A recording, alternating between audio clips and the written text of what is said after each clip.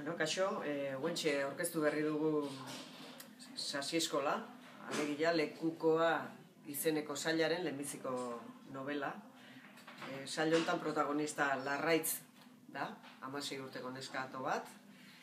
Hain justu hemen kontatuko duguna, edo kontatu dudana da, Larraitzek Sasi Eskola egin dula, alegia piper egin dula.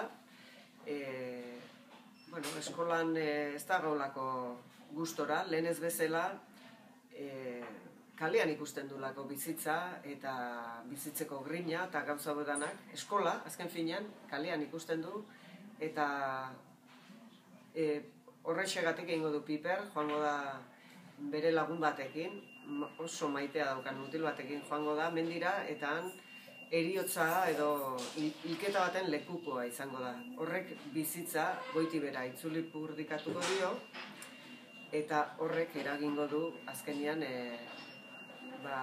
bere bizitza aldatu beharra. Hori da pixka bat hemen kontatzen dena.